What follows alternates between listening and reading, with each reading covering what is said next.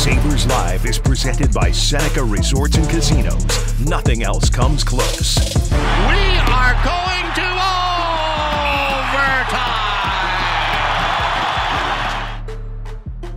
It's another Sabres Live Overtime, Marty, with an emphasis on the prospects. And obviously, we recently talked to Seth Appert. Today, it's going to be Mike Weber. And we know where the passion lies with him and the development of defense, but everyone in front of the defense as well. What was one word you used to use to describe Mike Weber? Oh, safe, simple. I don't want to say it in a negative way, though, but he was like as steady as they come. Maybe steady is what I would use for Mike Weber. And what I like more about him, not knowing him a little bit more now, with Michael Pekka and Seth Appert, is their passion for development, for teaching, for coaching, right? Like, I mean, the players in Rochester are so lucky because of the passion that the coach has shown, and Webby is definitely a big part of that. Yeah, we're definitely going to dive in on that front. And when you're serious about the game, bet on Buffalo with the only sports books in Western New York. Seneca Resorts and Casinos betting counters are open daily. Self-service betting kiosks available 24/7 at all three locations. Whether you visit Seneca, Niagara, Allegheny, or Buffalo Creek, the Sports Lounge features the latest lines and multiple screens so you never miss a play. The sports book at Seneca Resorts and Casinos, where the love of the game meets the thrill of the win. Mike Weber, it is great to see you. I feel like we've gone too long between conversations here on our Sabres Live Overtime, but we're catching you at a pretty darn good time. Your group has been picking up points, staying in and elevating in the race. What's the biggest reason for it right now? Oh, for me personally, I think it's just our defensive game. It's really impressive, and it's hard at times in the American Hockey League to get young players to buy in and to tell them, if you defend hard, you're going to get more offense. And over the last 15 games, our defensive game has really taken to another level. I mean, going back analytically, we've almost, we've been on the right end of it, almost 15 straight. It's been really, really impressive. But it is hard to get the young guys to be dialed in defensively and to think, if I defend hard, I'm going to get the puck. And once you kind of get it into them, you reap the benefits of how good we have been offensively now, and just our compete and our hunt and our tracks. And it's really fun to watch right now and to be a part of. Surprise, surprise. You point to defensive game. I'm surprised you didn't say our 6 defensemen or 7 guys that play on the blue line. Because, excuse me, I'm choking on myself, just even laughing. Because I thought you were going to say the goaltending just to please me and just say, hey, Housecat and Subi have been so good. But it has been different this year compared to last season, where you've had 2 goalies for the majority of the year. Like, you haven't had to, find somebody off the street to be able to back up. And I don't want to jinx it, but I'm just saying, like, how good does it feel to have some stability in net and in the crease with those 2 guys?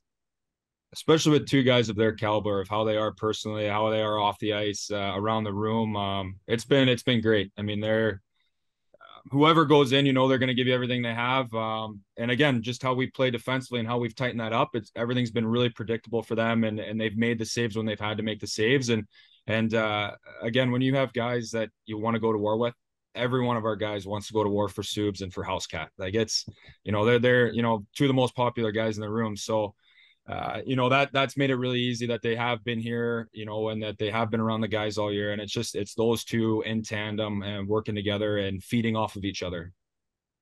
Mike, what was the greatest challenge for you in your role this year with the group of defensemen, based on the fact that, even I think from a casual outsider's view, they could have looked at your group as having a lot of similar type players?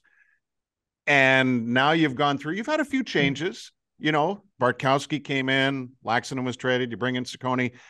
What has the group been like to coach, and how has it evolved? Well, I think early on in paper, we had a group that we felt like, yes, they are all similar players.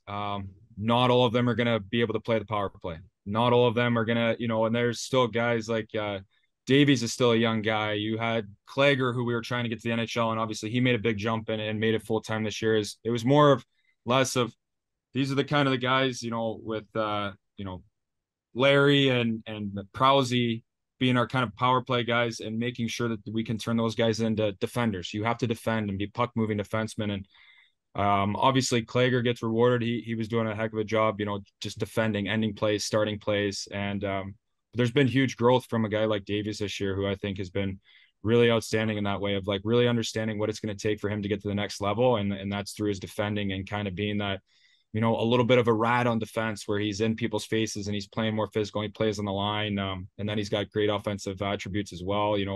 Bring in a stabilizer and Barkowski, where, veteran guy, he's 34 years old. He does things. He's very calm. He does things the right way.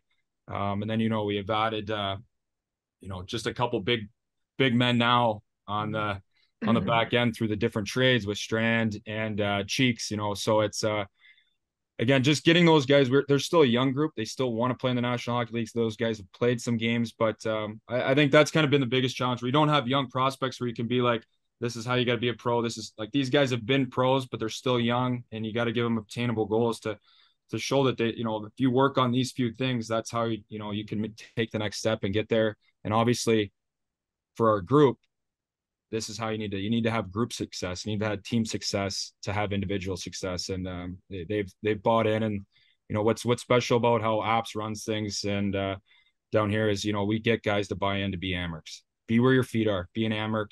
Be invested in the community. Be invested in your teammates. Hang around the room. And I can't say enough good things about my group of defensemen that I'm most in contact with and how they've bought into that. Most fans in Buffalo would say, oh, look at the prospects in Rochester. Jiri Kulich, Isak Rosen, Cedarquist, Rusek. Like, they're all forwards. They're all young forwards. Kisakov, like all drafted players by the Sabres and forwards. So who's on the back end? Because we saw Samuelson, we saw Clegg, we saw Bryson, right? All those guys came through Rochester and make it up. Who's on your group of defensemen now that you say, pay attention to this player and this player, because that's going to help the Sabres' depth and defensive group in the next year or two? Yeah, well, I think that's where like Jason, and Kevin, they did a really good job of, because we don't have the defensemen that are ready to come into the American Hockey League yet that are, just drafted. So I think they did a really good job of finding young, skilled defensemen who, are still in that age range where they can, still make an impact. They're 25, 26, 24 years old in that range. Pilot obviously has been, as advertised. He's a very intelligent player. He can go up. He can play games. He can push for an NHL spot. Again, I already touched on him, but Jeremy Davies has really, to me, stood out. And how close he is and how hard he's playing every night and how committed to defense he is, ending plays and starting plays. It's been really impressive. And that's what it's going to take for him to get to the next level. So say those guys, obviously we bring over, Ciccone, and then we've got Strand. Those are two big right-handed shot defensemen that, again, we're developing them, and you need those guys still. You need those long calm sticks. You need those big bodies that are going to move people in front of the net. So those are the guys that we have right now that, could go up and could possibly play some games and eat up some minutes in the depth. But yeah, you're just kind of working. What's special is, again, we don't focus on that down here. We're worried about ourselves, kind of clinching ourselves and getting ourselves ready for hopefully another deep playoff run here. It was a week ago you signed a collegiate player, Chris Jandrick, to the blue line. What's his status right now? Today was his first practice. So with the team, I've, we've get him out there. Obviously I had some little development skates with him the last couple of days just to keep him fresh, while he was waiting for things to get settled. But no, a really, another good puck moving defenseman, skates really well. Today, obviously a shorter practice, just how many games we've been playing here. But again, looked well, got good compete. And then watching his video from North Dakota, looks like a competitive kid that's, again, you want that compete level, especially at this level for a guy coming in, trying to earn it, prove himself in pro hockey for the first time. How's your Czech? Because they got the Czech mafia down there that's like kind of running their own show, and they're fun to watch. And Rusek obviously came up and to Buffalo at a goal and an assist and looked good. So how's your Czech, and what's the most impressive thing from these young prospects that you're seeing with the Amerks this year? I would say the most what's special is obviously the Czechs have their clique, then you have the Swedes a little, but they all hang out together. Like today we were joking around, like again, we played last night, boys are a little sleepy, we give them an extra hour of sleep, we skated a little later, but all the young kids, the Swedes, the Czechs, like everyone's sitting together kind of in one little area in the gym, they're kind of foam rolling, and I walk by, don't worry boys, we're almost there to the end of the season, only 2.5 more months to go. And that would get us, you know what I mean? That would get us to, hopefully hoisting the cup. But, just they kind of all look, because again, it's a grind. They're all coming from different leagues where you don't play this much. You don't play this intense. And then, I can't stress enough. I know you guys have watched it. Like the North Division is a war every single night. Yeah. It's a battle. And again, the growth you've seen in the competitiveness level from the beginning of the season, even back to development camp, all the way to now has skyrocketed, 10, 15, 20% extra of how these guys are competing and battling and the work that they're doing away from the puck, which is most impressive to me because they're obviously skilled when they have it. The work these guys are putting in away from the puck is outstanding, of the getting back above. We've got guys that are, killing penalties in important moments and putting them in different situations defensively. And these guys are owning it, and they're, blocking shots, getting above, cutting hands, all the stuff that you stress. And a lot of times you'll have skilled guys that kind of, okay, I'll get above. And they don't, like, they do it, and they're doing it for, for their teammates and because they would know where they want to be. You want to play in the National Hockey League, you got to do those things. Now, Rusek sure looked well coached and well prepared for his NHL debut, and then he comes right back to you and has 2 more points last night, and it was impressive. But Webby, you mentioned the penalty kill. I was watching it live, and obviously my heart was in my throat a little bit when the puck went over the glass, and now you're faced with 40 seconds of 5-on-3 to try to close out a game and at least get a single point. What followed was something I couldn't believe. How aggressive your 3 guys were off that face-off. And ultimately it paid off, like you never really got under siege too badly in that final 40 seconds. Yeah, that's obviously a credit to Yabo there. Mason Yops, he's been unbelievable for us going over the boards and that group. But, like what's really impressive, our defensive game, 5-on-5 has really started to pick up, and our PK has, the last 15 games as well. And I think it's just getting back into owning your area, doing your job, having that urgency and that fight. And we talk about it all the time. Like, we have a fast group, we've got a good group. So again, we get those down. Let's anticipate that. Let's go up ice pressure. And there's times where you can anticipate, you see a play happening, like go and trust each other that someone's going to do their job, that we're all doing our job. We're all on the same page. And it's a credit to the 4 men that roll over the boards, obviously with the goaltender included, but we've had some great timely saves. But the guys, when they come over the boards, there's this extra sense of urgency, and it's really special to see right now our group and how confident they're doing. And obviously that's the way you want it to be trending this time of the year as well, where everyone's bought in. But again, you want to kill penalties, you gotta have a little extra and a little bigger heart. And again, to a man, we've had a lot of guys roll over the boards lately in different situations to kill penalties, and every guy stepped up to the occasion for each other and for the team. And it's been really fun. 2-part question. Yep. Which one of your former teammates with the Sabres would not work so hard to get on top of the puck, as you said before? Would it be Thomas Vanek? Would it be Derek Roy? Like, which one of those guys would, a little this or that here, which one would not work so hard to get back on the defensive side of the puck? This is funny because I was just talking about Lindy Ruff the other day, and they've got brought up what's the video meeting somehow, and I'll never forget when they got the buttons on the video when you can flip, you can view 1 is the normal view, you hit number 2 and it goes to a different view, and then 3, 4 different view. And we didn't know as players that they had that yet. So Lindy asked Royce, he goes, Royce, were you back checking? He goes, yeah, I was back checking, I was coming, you can't see me, I'm out of the picture there, I was coming. He goes, oh yeah, and then he hit the button, and you could see Royce with just the stick around his hips gliding back, and he goes, oh yeah, you know what I mean? And then it got intense in the video room, and he goes, when did, just Royce being Royce, just when did they get the new buttons, kind of looking around, and we're like, I don't know, but now everyone's on notice. Okay, they have buttons that they can see if you're checking or not. So okay, second part, based on that story, I'd say Royce. Okay, in second part, do you bring up example of having been with players like Vanek and Roy and other guys through your experience when you talk to the young guys and say, hey, I played with this guy, or is it too far removed that it's like, look, they don't know really who those players are within the organization? Obviously, we try to use current guys. I was talking to Cedarquist yesterday, and I was talking to him about Vanek, and still one of the most, in my mind, most talented net front guys, and how smart he was, even how he went to the wall when I was trying to break out pucks. You know, he'd always tell me, pass where my stick is, not where it should, you know what I mean? Like, if I wanted if my stick's in my feet, I want it in my feet because I know the D-man's going to press on me and I know my outs and setting yourself up. And I used Van as an example of that on the wall and how to manipulate defensemen to get it out. And then obviously I talked to, Cedarquist a lot, like he's a big body, he goes to net, but just getting his stick out more when he's trying to tip pucks. Don't leave it out here because as a defenseman, it's off to the side. I can just come in and scoop your stick. Well, Van was so great at, keeping his stick right in front of him and moving.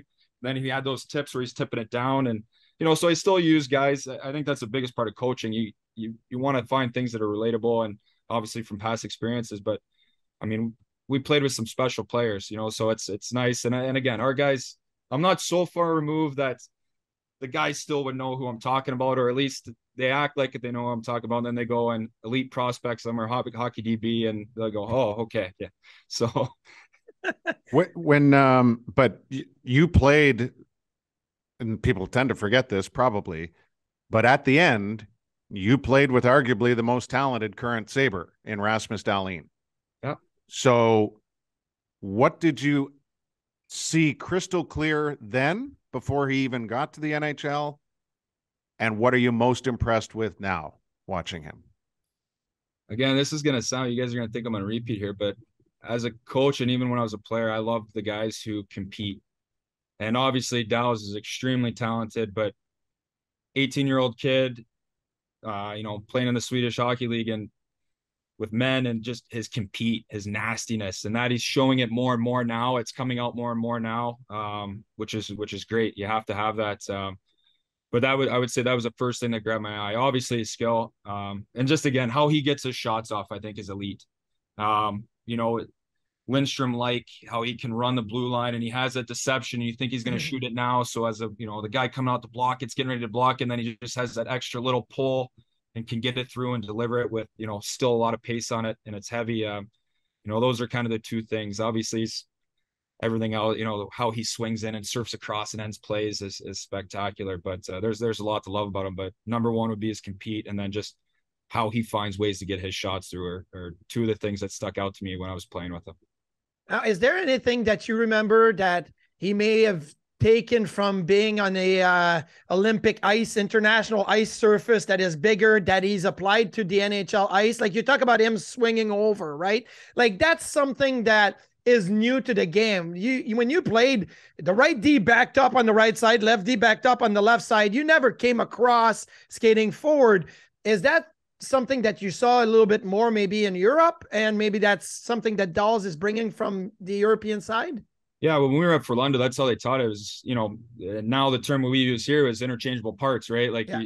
You're the defenseman, but you swing across and it goes back here. Well, now you're the winger, now you're the center. Like, I think when we played, when I was playing there, that was the biggest thing I took away is that, if you're counting numbers and you can get across. So again, the bigger ice, you're skating forwards more there. You're not backing up as much. Obviously, if you watch defensemen now, what you guys do a ton, like you don't really skate backwards all that much. Mm-hmm. Most of the time you're skating forwards, you're driving pucks, you're kicking pucks out, you're driving through. You might skate backwards for a few minutes, hit your edge, and then you're swinging in and opening up and closing plays. There's a lot more forward skating. And again, I think when I was over there practicing and playing over there, that was a huge emphasis. Like they had the defenseman getting up all the time. They had the defenseman swinging and ending plays quicker. And he did a lot of forward skating, which, when you watch Dallas game, that's, he doesn't skate back. He doesn't ride the rails like we used to be taught, ride the dot lanes in, keep them outside, square up on your hits, but so I'd say, yeah, it is a tendency coming from European leagues or coming from overseas where there is an emphasis with that, with the bigger ice. So last night, seemingly, was Alumni Night at Blue Cross Arena as Quinn, Peterka, Luukkonen all made their way back to see the boys on an off night. How great is that? I mean, we saw it the other way last year, and when guys were getting their first looks and the support between Samuelsson and Quinn and things like that. Like, I don't know. How normal is this? How normal is it that some NHL guys are going to go back to their AHL city and watch some friends on an off night? Yeah, it's not normal. It's normal for us. I don't know that that's the best way I can explain it. Those kids, Opie, JJ, Quinner, like, they were Rochester Americans. They were all bought into where their feet were. They wanted to be here. They were 100% Rochester Americans. When we lost out of the playoffs there in the third round against Laval, like, they were devastated. They didn't take their gear off till 2:33 in the morning. And they have they knew better days were coming. Like, where they're going to be in the National Hockey League, and they were devastated. They've come down a couple of times and obviously seen them on the jumbotron. And after the game, a tough loss in overtime, but after the game, they're in the room. They're down. They're in the Steggy's equipment room. They're talking to everyone. They're meeting the guys that maybe they haven't met or haven't seen since development camp. Saul Quinner talking to Ciccone and Strand and introducing himself to them, like, because he hasn't met them. Like, it's but those guys are unbelievable. It's might be shocking to people from the outside, but when you're in it and you're in our locker room every day, and again, how from top down, how Kevin, Jason, Seth, how we run things, it's not surprising. It was kind of normal. You see him, a big smile, big hugs, and good luck tomorrow with you, or on Friday for you guys, and talking about things. And they're great kids that want to be in this organization, and really enjoy their time here and love their time here being Amerks. So it's nice.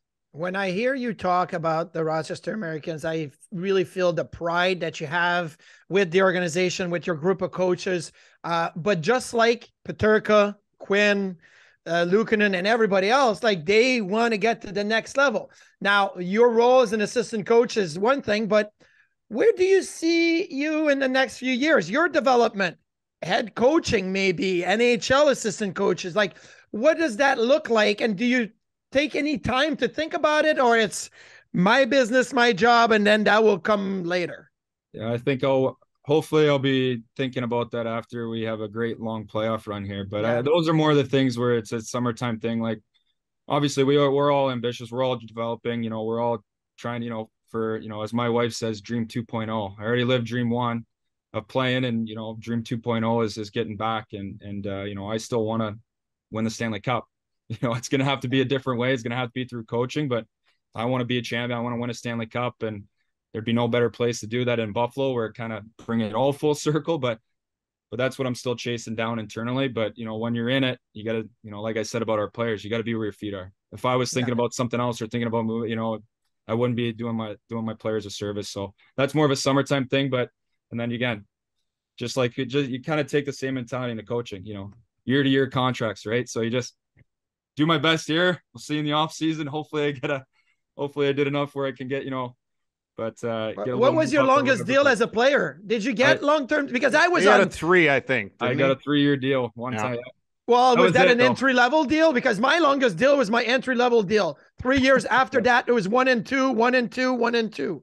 I had the 3-year entry level. Then I got qualified for a year. Then I got a 2-year deal.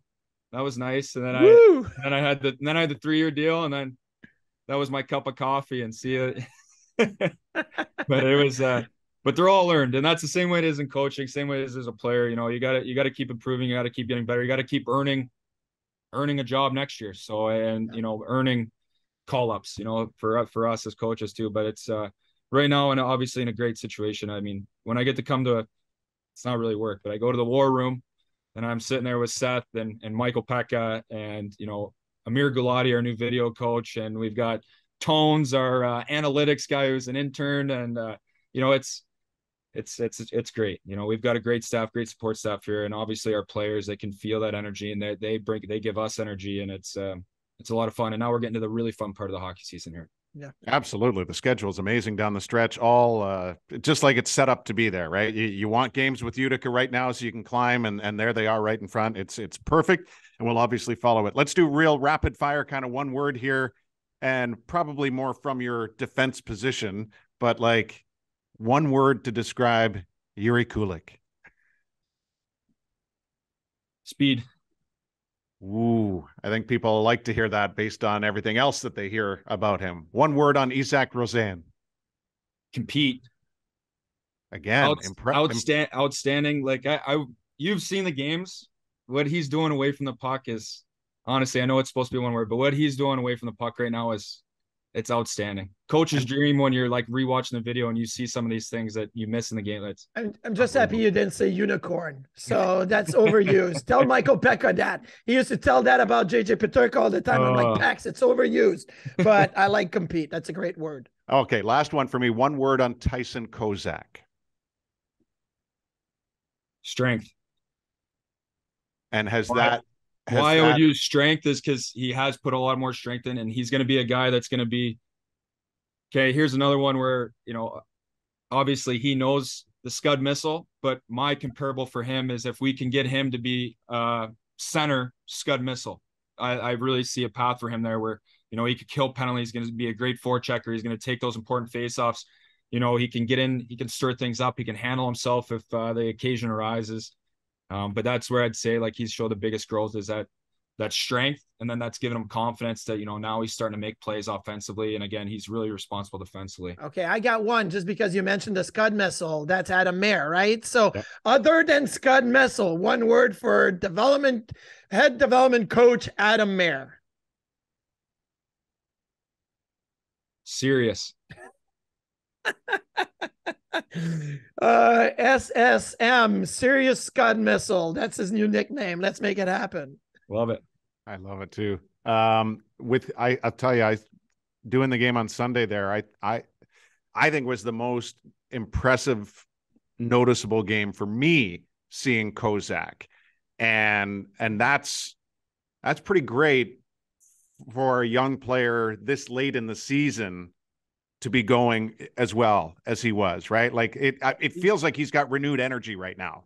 Yeah, I mean, he had a few injuries there. It was unfortunate. He kind of got tangled up, had a lower body injury after a great fight. And he was starting to come to. He had a great fight in Laval, kind of got twisted up. It is what it is. That's the game. But he's been starting to come offensively. He's been starting again. And then why I said strength is because, he's been working hard. He's been just taking the bodies every night and how violent, it is to play in the North Division. And there's just people on you and you're getting hit and you're having to, I think he's at a point now where he knows what it feels like to have the players on him, how it feels to take those hits, how it feels to give those hits, how it feels to get in those scrums, take that many draws every night, to kill penalties, block shot. Like he's doing all those things. And now he has the confidence that he's got some good jump. He's starting to make some slip plays. He's getting in tight. He's getting 1 and 2 cracks that he's going to the right places. He's getting to the blue paint, so I think again, you just with that strength and with that confidence, he's able to really start ramping it up now into a time of year where he's feeling good about himself, for that he can take the heat, and he can also, kind of provide for us secondary offense and create for us. How much are you living and dying watching the Sabre games? We watch them when we can. It's been tough, obviously, with how much we've been traveling, and then even on off days. And an off day, I try to get home to see my kids, my wife and kids there for 14, 16 hours, depending on the day off. But listening to it, obviously, I was driving back from home and I was listening to the radio, when Lukash scored his first goal, and that's awesome. So, but when we do see it, we're there, we're supporting our guys. I think, for me, I can only speak on the guys that we've had. I think JJ and Quinter have been, elevating their game as of recent, and what I've seen. And, again, that's good on them. They've been through similar situations. They were through this situation with us last year. Again, everything's amplified. It's the National Hockey League, but they've played in meaningful games down the stretch. And I think that's, is a big confidence booster for them, and why they've kind of continued to keep providing and producing. Awesome. Thank you, as always, for the passion and the time and the great insight. No problem, boys. Thanks for having me. You bet. Marty, sometimes I go into these interviews thinking, what more could we possibly learn? And then I just sit back in amazement, like, I wouldn't have expected that. I wouldn't have expected that. And boy, was it really good to hear that. It was great to hear him talk about Tyson Kozak and the way that he talks about him. He was like I don't want to call him the media darling, but man, like last summer, everybody's talking about Kozak and wow, like is it the impression of him on the ice and what his potential could be. So it was great to hear him talk about him and the Czech boys, that's fantastic. But the way that I remember my days in Rochester. We had so much fun together. We were a tight group. We went the team went to back-to-back Calder Cup finals. I went to one and I got to Buffalo, but that same group went to two of them. And I feel like the passion and the camaraderie is there with that same group. Yeah, and when we talked about current guys going to Rochester the other night, obviously this week when Rusek came up, we saw Jiri Kulich here. Like that stuff is craved by everybody for social media content, for personal experiences, and for ongoing memories between these young players. I love it. I think it is absolutely perfect. I learned something too. I didn't know coaches had multiple angles to look at. Like from all my stops, Buffalo, Philly, Islanders, and Rangers, we always only got the game angle when we did videos. But now I'm going to have to ask players around to see how many angles do you guys have in videos, and can you see somebody not back checking like Derek Roy? That was a great story. It's typically a two-shot for us here, or two singles, if you will, on Sabres Live Overtime. We look forward to joining you again real soon.